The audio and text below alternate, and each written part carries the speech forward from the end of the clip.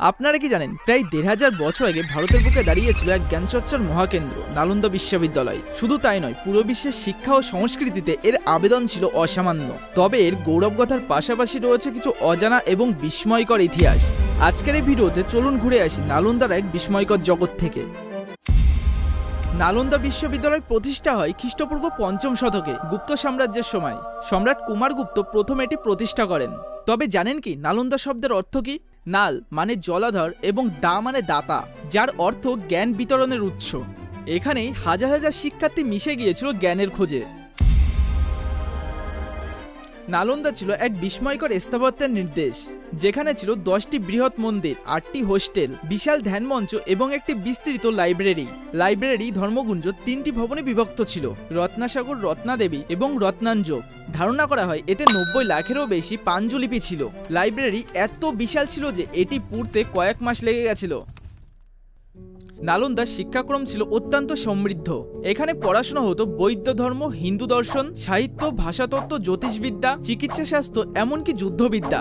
শুধু তাই নয়, চীন, জাপান, তিব্বত, কোরিয়া, এমনকি গ্রিক থেকেও শিক্ষার্থীরা আসতেন। বিখ্যাত চীনা পর্যটক ইউয়েন সং এবং আইচিং এখানে এসে জ্ঞান অর্জন করেছিলেন। নালন্দার স্বর্ণযুগ ছিল সম্রাট হর্ষবর্ধনের সময়। তার পৃষ্ঠপোষকতায় নালন্দা এক আন্তর্জাতিক জ্ঞান কেন্দ্রে রূপান্তরিত হয়। এখানে 10,000 শিক্ষার্থী এবং 2000 শিক্ষক একত্রে বসবাস করতেন। এটি একমাত্র বিশ্ববিদ্যালয় যেখানে ছাত্রদের থাকা, খাওয়া এবং পড়াশোনার সব খরচই রাজকোষ থেকে মেটানো হতো। কিন্তু প্রতিটি উত্থানের মতোই নালন্দারও এক দুঃখজনক পতনের ইতিহাস রয়েছে। 1193 সালে তুর্কি সেনাপতি বখতিয়ার খিলজি নালন্দা আক্রমণ করেন। পুরো বিশ্ববিদ্যালয়টাকে জ্বালিয়ে দেওয়া হয়।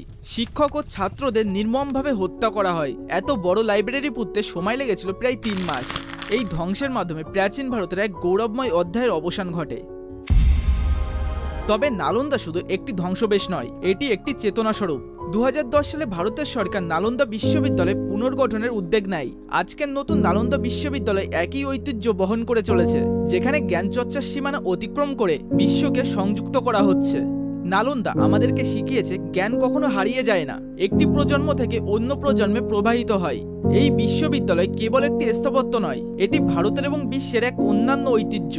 যদি এই ভিডিওটি আপনাদের ভালো লেগে থাকে তাহলে অবশ্যই একটি লাইক আর চ্যানেলটিকে সাবস্ক্রাইব করে রাখবেন। এবং এই বিষয়ের উপর আপনাদের কি মতামত সেটা কিন্তু জানাতে ভুলবেন না।